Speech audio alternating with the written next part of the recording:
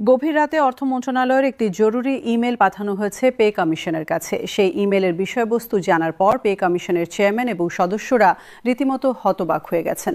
যে পরিকল্পনা নিয়ে তারা গত কয়েক মাস ধরে কাজ করছিলেন সেখানে বড় ধরনের পরিবর্তন আনতে বলা হয়েছে।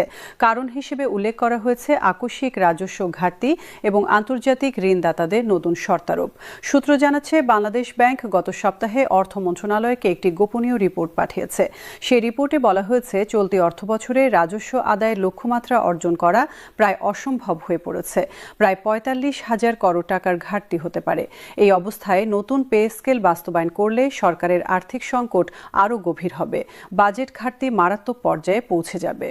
অর্থ মন্ত্রণালয়ের একজন ঊর্ধ্বতন কর্মকর্তা নাম প্রকাশ না করার শর্তে জানিয়েছেন সরকার এখন দুটি বিকল্পের মধ্যে একটি বেছে নিতে বাধ্য হচ্ছে।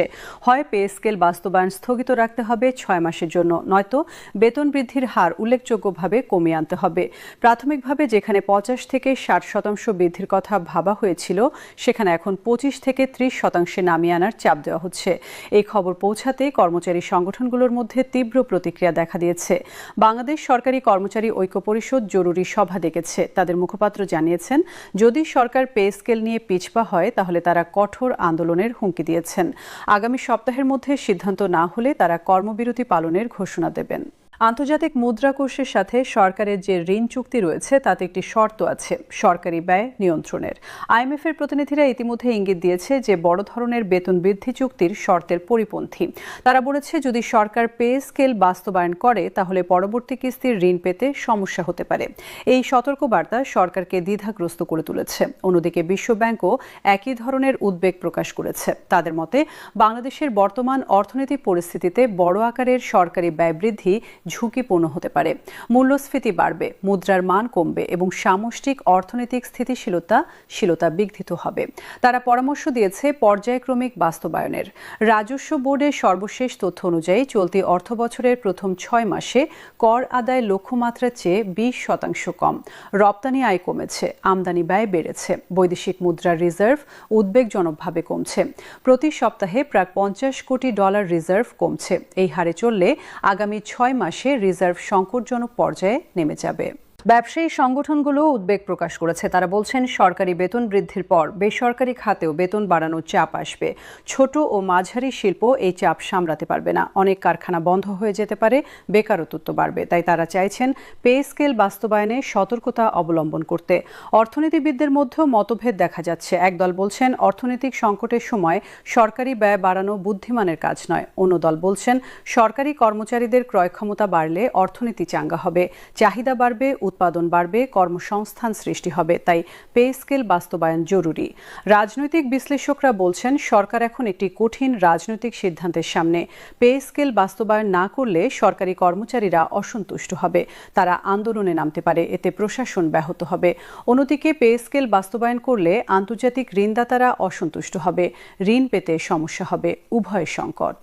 সামাজিক যোগাযোগ মাধ্যমে এই খবর ছড়িয়ে পড়তেই তীব্র প্রতিক্রিয়া দেখা দিয়েছে। হাজার হাজার পোস্ট হচ্ছে প্রতি মিনিটে। কেউ বলছেন এটা ষড়যন্ত্র, কেউ বলছেন এটা বাস্তবতা, কেউ দাবি করছেন দুর্নীতি কমিয়ে এই টাকা বের করা সম্ভব, কেউ বলছেন অপ্রয়োজনীয় প্রকল্প বাতিল করে পে স্কেল বাস্তবায়ন করা উচিত। একই জরিপে দেখা গেছে ৮০% সরকারি কর্মচারী মনে করেন পে স্কেল তাদের ন্যায্য ক্রমে কাপ্য, কিন্তু ৬০% সাধারণ মানুষ মনে করেন সরকারের আগে অন্যান্য জরুরি সমস্যার সমাধান করা উচিত।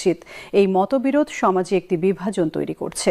পে কমিশন এখন সংকটে পড়েছে। তারা বছরের পর বছর ধরে কাজ করেছে, বিস্তারিত হিসাব নিকাশ করেছে, সবার মতামত নিয়েছে, একটি ভারসাম্যপূর্ণ প্রস্তাব তৈরি করেছে। কিন্তু এখন সব পরিকল্পনা ভেস্তে যাওয়ার উপক্রম। তারা আবার নতুন করে হিসাব করতে বসেছে কিভাবে কম খরচে একটি গ্রহণযোগ্য পে স্কেল তৈরি করা যায়।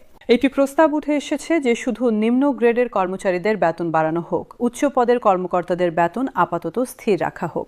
এতে খরচ কমবে এবং সামাজিক ন্যায় বিচারও প্রতিষ্ঠিত হবে। কিন্তু উচ্চ পদের কর্মকর্তারা এতে সম্মত নন। তারা বলছেন এটা বৈষম্যমূলক। আরেকটি প্রস্তাব হলো ভাতা না বাড়িয়ে শুধু মূল বেতন বাড়ানো। এতেও কিছুটা খরচ কমবে, কিন্তু বিশ্লেষকরা বলছেন এতে মোট আয়ে বেশি প্রভাব পড়বে না, কর্মচারীরা সন্তুষ্ট হবেন না। তৃতীয় একটি প্রস্তাব হলো বকেয়া না দিয়ে শুধু ভবিষ্যৎ থেকে বাস্তবায়ন করা, এতে অনেক টাকা বাঁচবে। কিন্তু কর্মচারীরা বকেয়ার দাবি ছাড়বেন না। তারা বলছেন বকেয়া তাদের অধিকার। সরকার এখন বিভিন্ন মন্ত্রণালয়ের সাথে জরুরি পরামর্শ করছে। অর্থ মন্ত্রণালয়, পরিকল্পনা মন্ত্রণালয়, জনপ্রশাসন মন্ত্রণালয় সবাই মিলে একটি সমাধান খুঁজছে, কিন্তু সহজ কোনো সমাধান নেই। প্রতিটি বিকল্পেরই সমস্যা আছে। কিছু বিশেষজ্ঞ পরামর্শ দিয়েছেন সরকার নতুন করও আরোপ করতে পারে। বিলাসবহুল পণ্যের ওপর অতিরিক্ত করও, সম্পত্তি করের হার বৃদ্ধি, উচ্চ আয়ের ব্যক্তিদের ওপর সারচার্জ এসব করলে অতিরিক্ত রাজস্ব আসবে। সেই টাকা দিয়ে পে স্কেল বাস্তবায়ন করা যাবে। কিন্তু নতুন করও আরোপ রাজনৈতিকভাবে জনপ্রিয় সিদ্ধান্ত নয়। অন্যরা বলছেন সরকারি ব্যয় কমাতে হবে, অপ্রয়োজনীয় প্রকল্প বাতিল করতে হবে, বিদেশ সফর কমাতে হবে, দপ্তরের জাঁকজমক কমাতে হবে, দুর্নীতি রোধ করতে হবে। এভাবে সাশ্রয় করলে অনেক টাকা বের হবে, কিন্তু বাস্তবে এই সাশ্রয় কতটা হবে তা নিয়ে সংশয় আছে। আন্তর্জাতিক ঋণদাতাদের সাথে নতুন করে আলোচনা শুরু হয়েছে। সরকার তাদের বোঝানোর চেষ্টা করছে যে পে স্কেল বাস্তবায়ন দীর্ঘমেয়াদে উপকারী হবে। সরকারি কর্মচারীরা সন্তুষ্ট থাকলে কর্মদক্ষতা বাড়বে, রাজস্ব আদায় বাড়বে, অর্থনীতি শক্তিশালী হবে। কিন্তু ঋণদাতারা স্বল্পমেয়াদী আর্থিক স্থিতিশীলতা নিয়ে বেশি চিন্তিত। কর্মচারী সংগঠনগুলো এখন রাস্তায় নামার প্রস্তুতি নিচ্ছে। তারা আগামী শুক্রবার একটি বিশাল সমাবেশের ডাক দিয়েছে। তাদের দাবি পরিষ্কার, কোনো কাটছাঁট ছাড়া পূর্ণ পে স্কেল বাস্তবায়ন করতে হবে। তারা হুঁশিয়ারি দিয়েছেন দাবি পূরণ না হলে অনির্দিষ্টকালের কর্মবিরতি ঘোষণা করা হবে। সাধারণ মানুষ এখন উদ্বিগ্ন। যদি কর্মবিরতি হয় তাহলে পাসপোর্ট, জন্ম নিবন্ধন, ভূমি রেজিস্ট্রেশন, আদালতের কাজ সব বন্ধ হয়ে যাবে। জনজীবন বিপর্যস্ত হবে। তারা চাইছেন সমস্যার শান্তিপূর্ণ সমাধান হোক। পরিস্থিতি এখন অত্যন্ত জটিল এবং নাজুক। একদিকে কর্মচারীদের ন্যায্য দাবি, অন্যদিকে রাষ্ট্রের আর্থিক বাস্তবতা। একদিকে আন্তর্জাতিক চাপ, অন্যদিকে অভ্যন্তরীণ রাজনৈতিক প্রয়োজন। এই সব চাপের মধ্যে সরকারকে একটি ভারসাম্যপূর্ণ সিদ্ধান্ত নিতে হবে। আগামী কয়েকদিন অত্যন্ত গুরুত্বপূর্ণ। এই সময়ের মধ্যে যে সিদ্ধান্ত হবে তা শুধু পে স্কেলের ভবিষ্যৎই নয়, দেশের সামগ্রিক আর্থিক ও রাজনৈতিক পরিস্থিতিও নির্ধারণ করবে। সবার চোখ এখন সরকারের দিকে। কোনো পথ বেছে নেওয়া হয় সেটাই এখন দেখার বিষয়। পরিস্থিতি পরিবর্তনশীল এবং যে কোনো মুহূর্তে নতুন মোড় নিতে পারে। অপেক্ষার এই পালায় উত্তেজনা